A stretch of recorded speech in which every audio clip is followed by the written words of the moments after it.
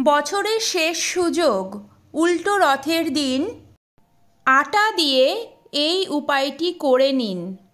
জীবনে অর্থের অভাব হবে না। এই মোক্ষম উপায়টি করলে সংসারে সুখ শান্তিতে ভরে উঠবে। সামনেই আসছে উল্টো রথযাত্রা।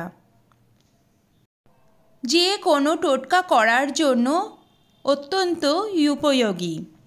এই দিনে জগন্নাথ দেবের আশীর্বাদ পাওয়ার জন্য পূজা অর্চনা করা হয়। বাস্তু দোষ দূর হয়, মা লক্ষ্মী সন্তুষ্ট হয়, অর্থের অভাব হয় না। এই বছর উল্টো রথযাত্রা পড়েছে দুদিন। পঞ্জিকা মতে একদিন সোমবার অর্থাৎ আজকে এবং একদিন মঙ্গলবার। গোস্বামী মতে পড়েছে 15 জুলাই সোমবার এবং স্মাত মতে 16 জুলাই অর্থাৎ মঙ্গলবার। শুধুমাত্র একটা জিনিস ঘরে নিয়ে আসুন, আপনার সংসারের সমস্ত অভাব অনটন দূর হবে। সংসারে ভরে উঠবে আনন্দ, সুখ, স্বাচ্ছন্দ্য। 200 গ্রাম আটা নিয়ে এই উল্লেখিত উপায়টি করতে পারলে দুঃখ চিরকালের মতো দূর হবে। প্রভু জগন্নাথ দেবের আশীর্বাদ সব সময় আপনাদের মাথার উপরে থাকবে। আপনি এবং আপনার পরিবারের সমস্ত সুখ শান্তিতে ভরে উঠবে। বন্ধুরা, এই রথযাত্রা আমাদের হিন্দু ধর্মের অত্যন্ত পবিত্র দিন বলে মনে করা হয়। এতটাই পবিত্র, এই দিনে আপনারা আপনাদের যে কোনো শুভ কাজ করতে পারেন। তার জন্য কিন্তু কোনো রকম পঞ্জিকা দেখার দরকার হয় না। পুরীর রথযাত্রা প্রাচীনতম রথযাত্রা। এই রথযাত্রা দেখতে দূর দূরান্ত থেকে, দেশ বিদেশ থেকে লোক আসে। এই দিন শোনা যায় যে প্রভু জগন্নাথ দেবের দর্শন পেলে তবে মুক্তি লাভ হয়, পুনরায় তার জন্ম আর হয় না। তার সাথে সাথে এই দিন কিন্তু শুধুমাত্র মুক্তির দিন তা নয়, এই দিন হলো ভালোবাসার দিন। প্রভু জগন্নাথ দেবকে সন্তান রূপে পুজো করতে পারলে নিঃসন্তানদেরও শোনা যায় যে সন্তান লাভ হয়। প্রভু জগন্নাথ দেব সারা বছর নিজের বাড়িতেই থাকেন, অর্থাৎ পুরীর জগন্নাথ মন্দিরেই থাকেন। বছরের একটা সময় অর্থাৎ আষাঢ় মাসে তিনি ভ্রাতা বলরাম দেব এবং ভগিনী সুভদ্রার সঙ্গে রথে চড়ে যান মাসি গুন্ডিচার বাড়িতে, গুন্ডিচা দেবীর মন্দিরে যান। এইভাবেই আমাদের দেশে আরও অনেক জায়গায়, যেমন ইস্কন, মাহেশের মন্দিরে, সমস্ত জায়গায় কিন্তু জগন্নাথ দেবের পুজো হয়। জগন্নাথ দেবকে নিয়ে রথযাত্রা বেরোয়। সোজা রথযাত্রার মতনই উল্টো রথযাত্রারও কিন্তু একই রকম মাহাত্ম্য রয়েছে। বন্ধুরা, এই দিন প্রভু জগন্নাথ দেবকে দুধ, গঙ্গা জল, মধু, ঘি দিয়ে সুন্দর করে স্নান করিয়ে তাকে পুজো করুন। জগন্নাথ দেবের প্রিয় ফল হলো কাঁঠাল। কাঁঠাল দিয়ে অবশ্যই পুজো করুন।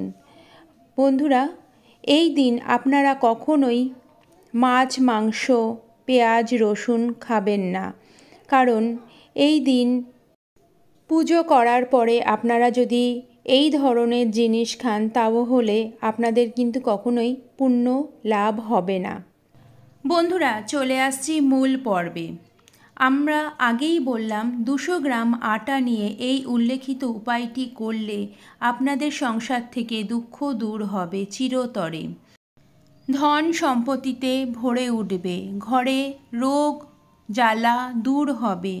বন্ধুরা, আমরা জানি রোগ জ্বালা যন্ত্রণা হলে আমাদের কতটা কষ্ট হয়, কারণ তারা জানে যাদের পরিবারে অসুস্থতা ঢুকে গেছে তাদের উপার্জনের বেশিরভাগ পয়সাই কিন্তু চলে যায় রোগের পিছনে।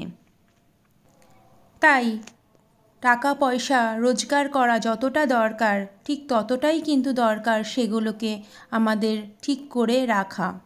যদি টাকা পয়সা সেইভাবে আমাদের বেরিয়েই যায় তবে টাকা পয়সা উপার্জন করার কিন্তু সেইভাবে আমাদের কোনো লাভই হয় না।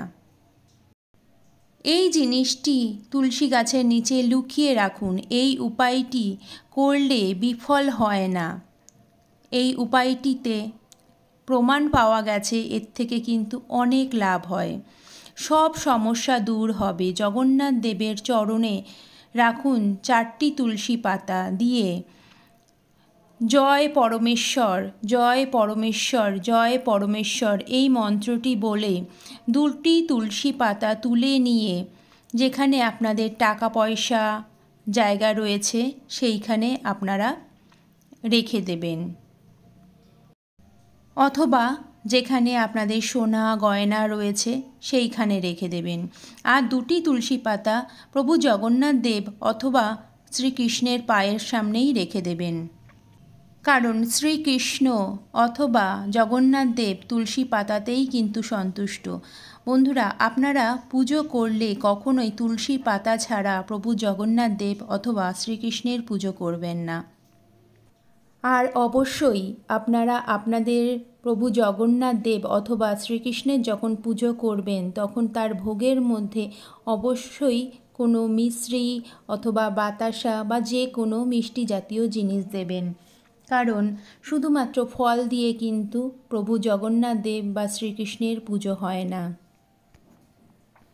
দ্বিতীয় উপায়টি হলো উল্টো রথের দিনই রাতের বেলায় এই উপায়টি করতে হবে। তুলসী গাছের নিচে পিতলের থালা রাখবেন। থালাটিতে যেন হলুদ রঙের হয়, মানে যেন পরিষ্কার হয়।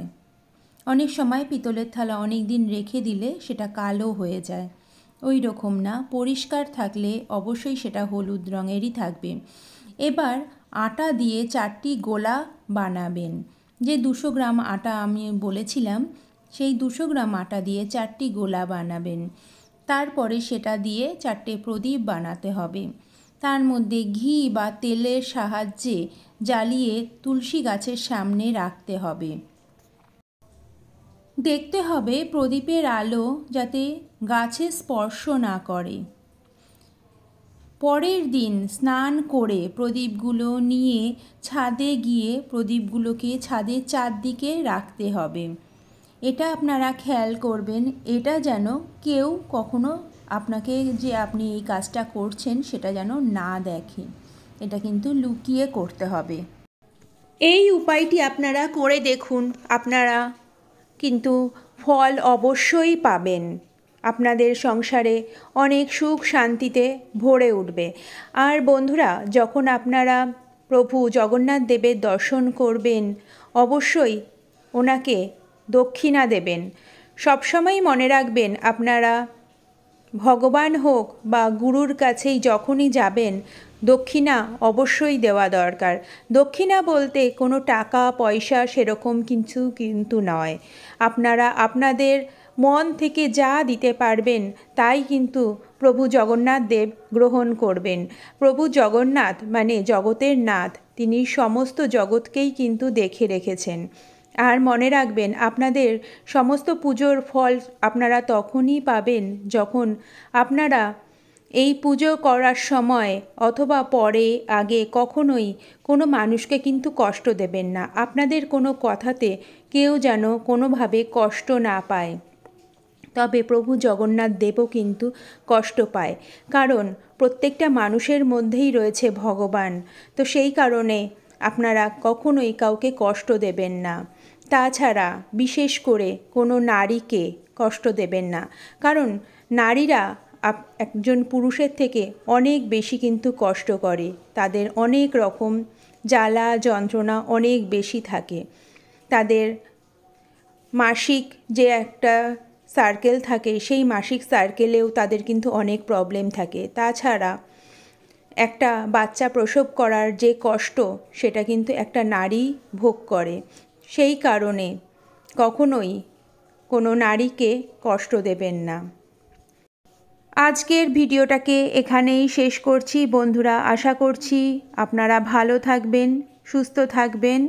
ভিডিওটা ভালো লাগলে শেয়ার করে দেবেন।